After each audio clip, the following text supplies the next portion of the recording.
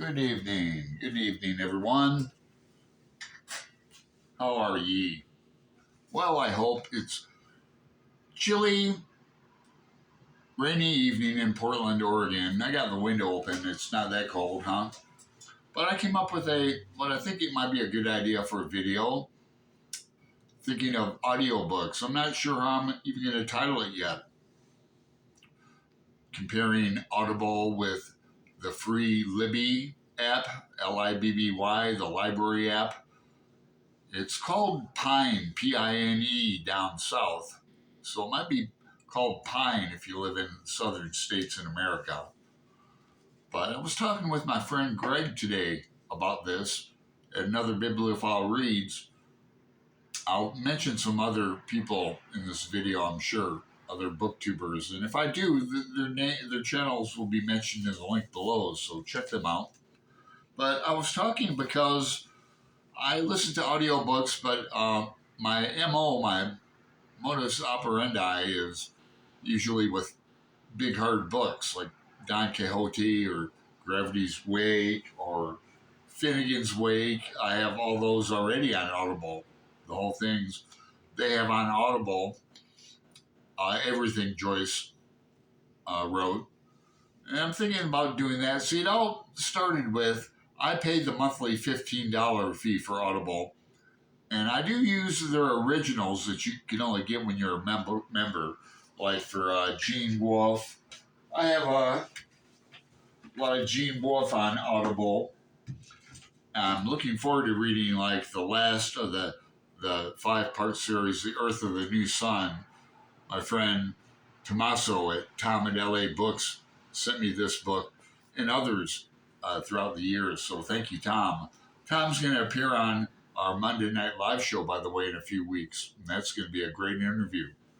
So, I've got that. And I asked Greg, what are some books I should spend my last credit on? Because if you don't use your last credits when you quit on the monthly program, you lose them. So, and I can get practically everything I want for free on Libby. I might have to wait a while, but usually for what I read, no, I get them immediately because I just checked. For example, I have like the collected works of Faulkner in text, and that's my MO, like I was saying, since I was a kid. If anyone remembers VHS and VCRs and VHS tapes, videotapes you had to put in, I was getting drunk off my dad's beer and watching BBC video of Hamlet with Sir Derek Jacobi and what's the guy who played Iago in Othello? He played Roger Rabbit. He plays a great Othello. But that's my MO, to listen to audio while reading the text and not necessarily drinking beer or Guinness or anything. But so like I have the entire text of Finnegan's Wake. I have the text of Finnegan's Wake on CD-ROM from 2000 when I was a copy editor we went through the Wake newsletter back from the 60s, all that great Joyceans. I won't regress into that. But, thinking, what? Should I spend this last $15 on Audible? And if something comes to mind, I look on Libby and for example, Proust. I have not read any Proust yet. So I do Swan's Way. They got all of it. 61 hours or so, but they have all of it on Libby. And that goes for my friend Mark at Book Time with Elvis, and I think Sean D. Are doing Les Miserables, or they did that. I forget if they're doing it. I know they did it, and I think they might be rereading it, but it's on Libby for free. The great courses. I have all the Dante great courses. I've got Joyce, Ulysses great courses. I've got a bunch of Shakespeare great courses already, and if not, they're free on Libby. So Greg suggested Jerusalem by Alan Moore, big hard book. I love Alan Moore from Hell, the graphic novel. So I wrote that down. He said, "What about Shogun? Have you read that?" No, I haven't read that. I know. So I wrote that down. We're big on Sherlock Holmes, and he said, "Well, Stephen Fry has they got an edition of him reading a complete or a lot of Sherlock Holmes." So I wrote that down.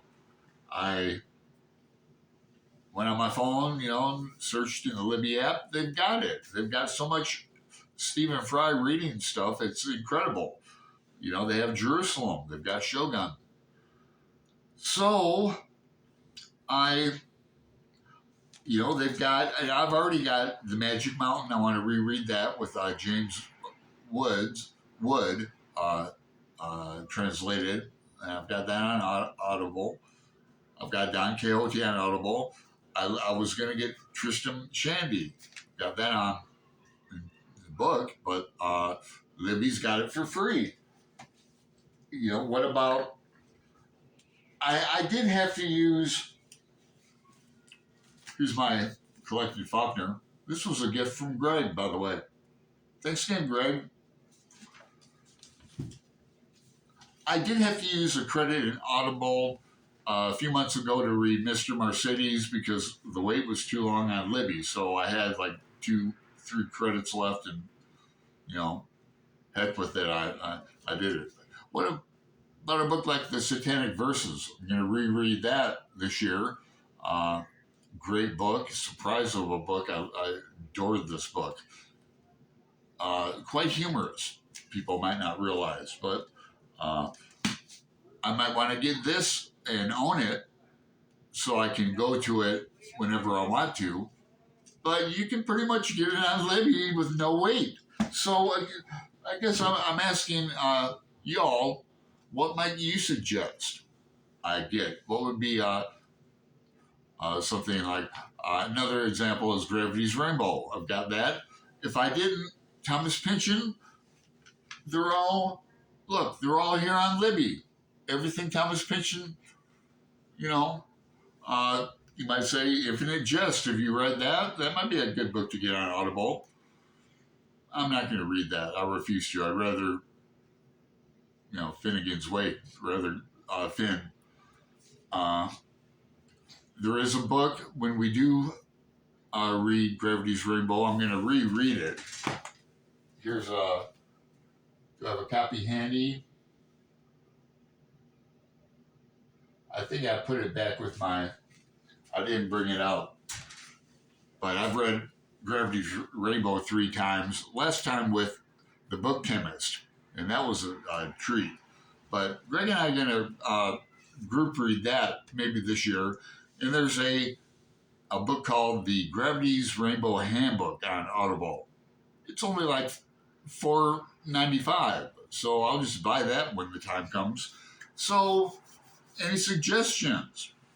If not, you can like, subscribe if you've never been here before. And we read some great books, do a lot of buddy reading, a lot of group reads, a lot of live interviews. If you want to be on Greg and our and my Monday Night Live show, make a comment below. Send me a Voxer. We're booked up until June, actually, so it's a good thing, huh? I think so. But we'd love to hear from you. Meanwhile, take care. Make it a good weekend coming up. And I'll talk to you later.